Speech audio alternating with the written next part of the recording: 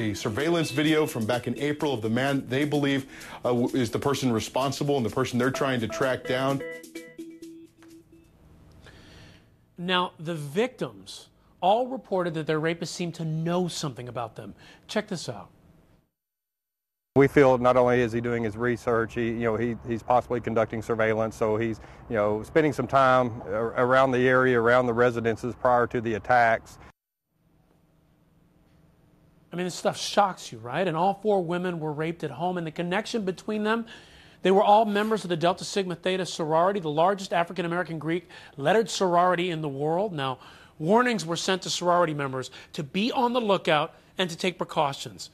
So let's try to make some sense of this, because you hear about something like this and it just shocks the conscience. Many of the victims in their 40s and 50s, and so you wonder what the connection is. Psychotherapist Robbie Ludwig and criminal profiler Candace DeLong are with us, and also to update us from the scene, Ed Lavandera, CNN correspondent, joins us with the latest. Ed, talk to us about the apparent connection here, and is there any way that this could be a possible coincidence? Police definitely don't think so. I mean, to come out and to release that video, that surveillance video, we don't know where that originated from or where they got that from or what led them to find that. They won't tell us, but they strongly believe that this is the person that they're looking for.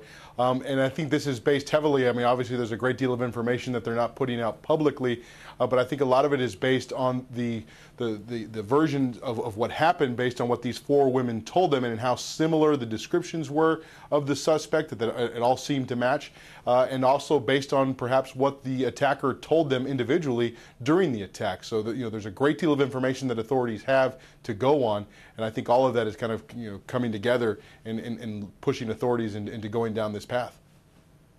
Yeah, and Ed, when I mentioned that idea of a coincidence, you see this happen, as I understand it, or actually, let me ask you, tell us a little bit about the time frame in which this happened and why officers believe that this is somehow linked to their membership in the Delta Sigma Theta sorority, or is there some sense that there might be no connection? Give us a sense of that part of it and the aspects that connect all the women together. Well, what I thought was interesting is that I didn't think that the victims' membership in this sorority group would be among the first 5 or 10 questions that they would get from investigators in their cases. So obviously, I thought it was something that would come later on as you talk to them, and then you start you start learning more about each of these victims, and you've realized that they're a member of these organizations.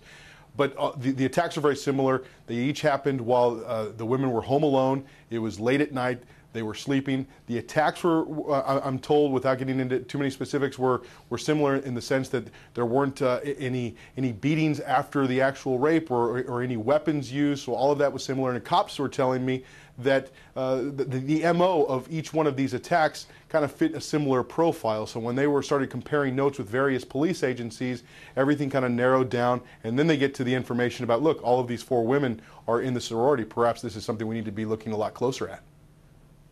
Ed, do they have a sense of how this man apparently got to each of these women, how he knew about them? Do they have any sense of this? If they do, they're not sharing it with us, but obviously there have been some warnings that have gone out in the last couple of days urging these folks to say, look, if you wear a Delta Sigma Theta t-shirt, a placard on your car license plate, keychains, Facebook postings and Twitter pages. Many of these organizations have public websites where they post pictures from their parties and events or anything that they might be doing. Obviously, authorities believe that this might be an avenue where they get information. In fact, there had been a letter from the national organization urging people to throw out and get rid of old address books and collections of all this information. So there's a great deal of information out there on people. And obviously, police are trying to close up any gaps that this person might be using to track down potential victims.